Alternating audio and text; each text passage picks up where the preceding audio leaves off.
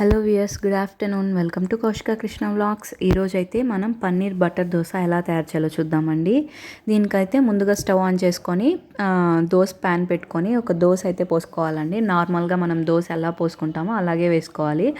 మనకి తిన్నగా కావాలంటే తిన్నగా చేసుకోండి, లేదా తిక్కగా కావాలంటే తిక్కగా చేసుకోండి. మీ ఇష్టం, మీకు ఎలా ఇష్టమైతే అలా ప్రిపేర్ చేసుకోవాలి. తర్వాత నేను కొద్దిగా ఆయిల్ యాడ్ చేసుకున్నాను. ఆయిల్ యాడ్ చేసుకున్న తర్వాత రివర్స్ దోశ మొత్తం నీట్గా ప్రిపేర్ చేసేసుకోవాలండి. మళ్ళీ రివర్స్ చేసుకుంటున్నాను. రివర్స్ చేసుకున్న తర్వాత ఇప్పుడు ఇందులోకి నేను ఒక బటర్ క్యూబ్ యాడ్ చేశానండి. ఈ బటర్ని దోశ మొత్తం నీట్గా స్ప్రెడ్ చేసుకుంటున్నాను. బటర్ తోటి బాగా స్ప్రెడ్ అవ్వాలి. చూడండి, బాగా బటర్ వేసేసాను కదా. ఇప్పుడు తర్వాత పన్నీర్ తీసుకొని గ్రేట్ చేస్తున్నాను.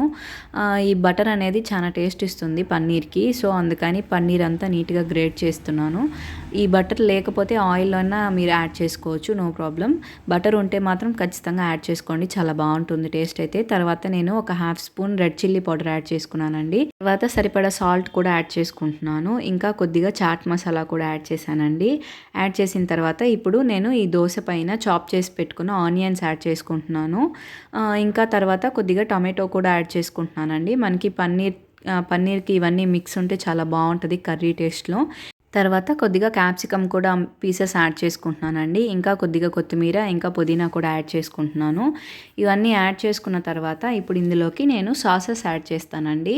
మీకు సాసెస్ ఇష్టమైతే యాడ్ చేసుకోండి, లేదంటే స్కిప్ చేసేయండి. కానీ సాసెస్ యాడ్ చేస్తే మనకి సాసీగా చాలా బాగుంటుంది టేస్ట్ అయితే దోశ.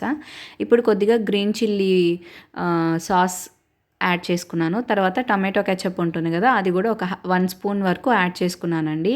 ఈ టమాటో కెచప్ యాడ్ చేయడం వల్ల టేస్ట్ అయితే చాలా బాగుంటుంది, పిల్లలు బాగా ఇష్టపడతారు.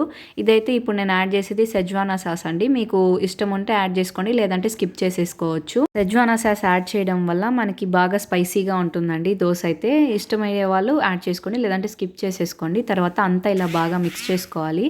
ఇలా మిక్స్ చేసుకుంటే మనకి పన్నీర్ అంతా బాగా మిక్స్ అయిపోతుంది మసాలాలతో పాటు. పైన కావాలంటే కొద్దిగా బటర్ యాడ్ చేసుకొని తీసేసుకొని సర్వ్ చేసుకోవడమే అండి. ఎంతో టేస్టీ అయిన పన్నీర్ బటర్ దోశ అయితే రెడీ అయిపోయింది. మీకు కానీ మన ఈ వీడియో నచ్చినట్లయితే తప్పకుండా మన ఛానల్ని లైక్ చేయండి, షేర్ చేయండి, సబ్స్క్రైబ్ చేయండి. థ్యాంక్